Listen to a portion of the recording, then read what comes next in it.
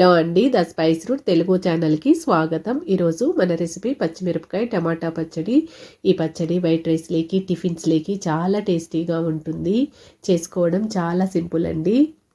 నేను ఇక్కడ ఒక గుప్పెడు పల్లీలు, ఒక హాఫ్ కిలో టమాటాలు, అలాగే తినే కారాన్ని బట్టి పచ్చిమిరపకాయలు, కొద్దిగా కొత్తిమీరని తీసుకున్నాను. పచ్చడి కోసం స్టవ్ మీద బాండి పెట్టుకొని ముందుగా పల్లీలను ఫ్రై చేసుకోవాలి. మంటను లో ఫ్లేమ్లో పెట్టుకొని ఈ పల్లీలు బాగా ఫ్రై అయ్యే వరకు ఫ్రై చేసుకోండి. ఇవి ఫ్రై అయిన తర్వాత ఒక ప్లేట్లోకి తీసుకొని చల్లారనివ్వాలి. ఇప్పుడు అదే బాండీలోకి కొద్దిగా ఆయిల్ వేసుకొని పచ్చిమిరపకాయలు వేసుకోవాలి.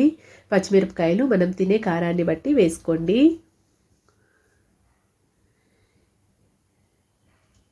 పచ్చిమిరపకాయలు బాగా ఫ్రై అవ్వాలి, కలర్ మారే వరకు ఫ్రై చేసుకోండి. ఇవి కొద్దిగా ఫ్రై అయిన తర్వాత ఇందులోకి కొద్దిగా కొత్తిమీరని వేసుకోవాలి. ఈ కొత్తిమీర బాగా మగ్గిపోవాలి, అలాగే పచ్చిమిరపకాయలు కూడా బాగా ఫ్రై అవ్వాలి.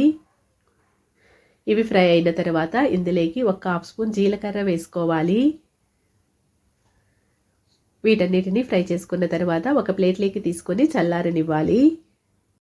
ఇప్పుడు అదే బాండీలోకి మనం కట్ చేసి పెట్టుకున్న టమాటాలు వేసుకోవాలి. పైన కొద్దిగా ఆయిల్ వేసుకోండి. 2 స్పూన్ల ఆయిల్ వేసుకుంటే సరిపోతుంది. అలాగే రుచికి తగిన ఉప్పు వేసుకోవాలి. మూత పెట్టుకొని మంటను మీడియం ఫ్లేమ్లో పెట్టుకొని బాగా మెత్తగా మగ్గే వరకు మగ్గించుకోవాలి. మూత తీసుకుని మధ్య మధ్యలో కలుపుకుంటూ ఉండాలి. ఈ టమాటాలు బాగా మెత్తగా మగ్గిపోవాలి, అప్పటి వరకు మగ్గించుకోండి.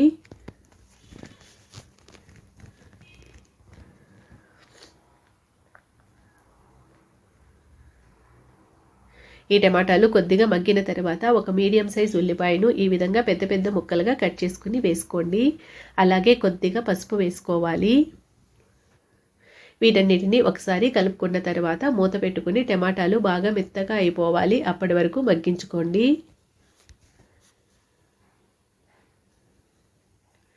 ఈ విధంగా బాగా మెత్తగా మగ్గిపోయిన తర్వాత స్టవ్ ఆఫ్ చేసేసుకొని వీటిని చల్లారనివ్వాలి.